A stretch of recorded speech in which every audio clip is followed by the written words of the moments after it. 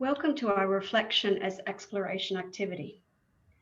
Reflection as Exploration provides the opportunity to document and explore the world around us as if we have never seen it before. It is a creative way to increase mindfulness and awareness, which in turn can enhance observation and communication skills. It can also support embodied learning. This activity usually involves 3 steps. 1, asking participants to choose a tool for documenting reflection, maybe a camera, colored pencils and paper, modeling clay, or a digital recorder, or maybe even just a mental map. 2, reviewing the explorer's mission, which we'll do in a minute. 3, spending 10 to 15 minutes in a place that is familiar and in which explorers can observe and document an object, a feeling or experience that occurs during exploration, or a sense of something that evolves as a result of that exploration. Developing this video during a global pandemic has forced us to rethink what might be possible if we were confined to a room or, in fact, our Zoom worlds. For the purpose of this video, therefore, we are going to focus on the physical surroundings within the frame of our video. This will provide a really good opportunity for us to look at details of the space to which we normally wouldn't pay attention. If exploration in more of an open space is possible, it might help to watch this video beforehand to help guide the reflection process. Remember that an important part of reflection in this exercise is to document what is being explored. Have each of you chosen a tool with which to do that? Great. Thank you. So now, your mission as an explorer. I'd like to ask you to find and explore a place of familiarity, the one around your immediate being. Slow down and look at the surrounds in more detail than usual. In particular, always be looking. Notice the ground beneath your feet. Consider everything alive and animate. Everything is interesting. Look closer. Alter your course often. Observe for long durations and short ones.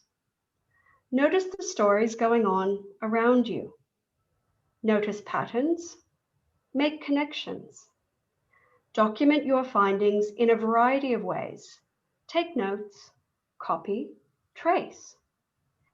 Incorporate indeterminacy, sort of randomness about your exploration. Observe movement. Create a personal dialogue with your environment. Talk to it. Trace things back to their origins. Use all of the senses in your investigations and record what you are drawn to. I'm now going to give my colleagues a brief amount of time to do precisely that, and then we will discuss.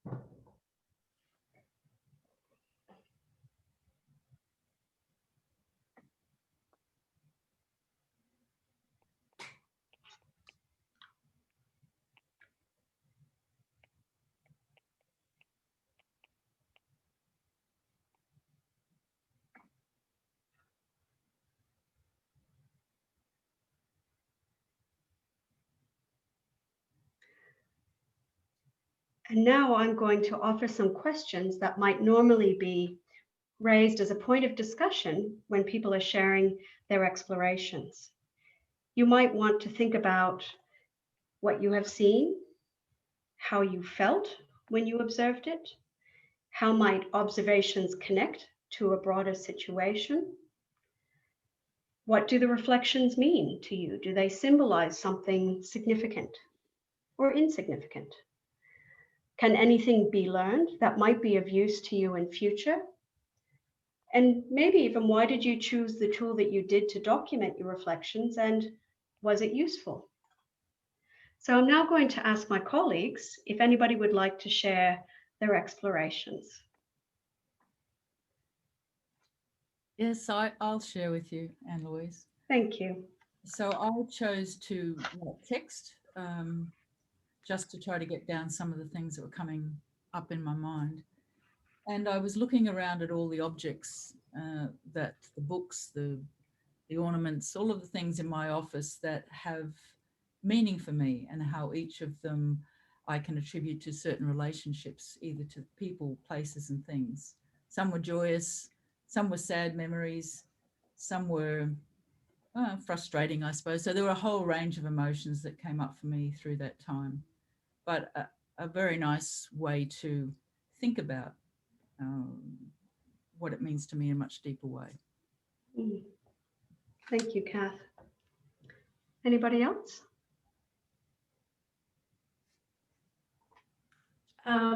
Okay.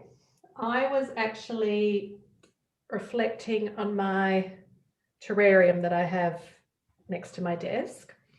And I was reflecting how in times where we can't go outside, for those of us who are, in an office or at home, and, the idea of exploring often means to go externally, that something like, in this case, a terrarium, which I don't know if you can see, but I've got little houses in there, little people, and my reflections were almost at different scales. So I felt myself, going in there at a small scale and looking up and feeling quite small, and surrounded by beautiful greenery, but which was positive feelings, but also feeling a bit trapped, being surrounded in that bowl. So I guess I needed a bit more time to expand on that and to walk around in my mind in that smaller space. But I think it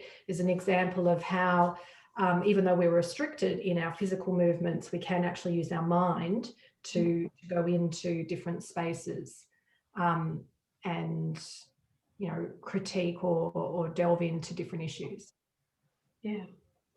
Thanks very much, Kate. I think, thank you both very much for your reflections. And I think it really symbolizes just how this notion of exploration, to us, I suppose, to most, we envisage going out, going somewhere, to a place, to get to know it. But in fact, it's not just about the external exploration, it's also about the internal exploration, which is perhaps why this aligns so well with reflection as a practice. And it is about doing it in ways that are meaningful to each of our own contexts, and then identifying the things that speak to us as part of that process. So I found that really useful to hear your thoughts. If you're completing this activity online, there are any number of ways you can engage students to share their experiences and explorations. They might share a photo online by sharing their screen, or they might post a short video that they've taken with their phone as they're exploring as part of a blog or some other thread of discussion. They can even submit text-based reflections. And I've had the benefit of doing that with some of my students using iLearn over the years, where they can post to a discussion forum using the medium that they have documented the reflection. So I'll just say that if you are interested in learning more about this activity and others that we have written about, please consult our Reflection for Learning guide, which is available through the Advanced HE website.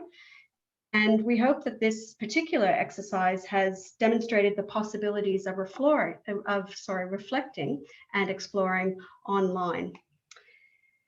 And finally, we welcome feedback on reflection for exploration and any of our exercises in the guide. We're especially keen to know how you might be adapting these exercises to your contexts and also the impact that they're having for learning and teaching purposes. Please contact us if you're interested in sharing your experience. Thank you.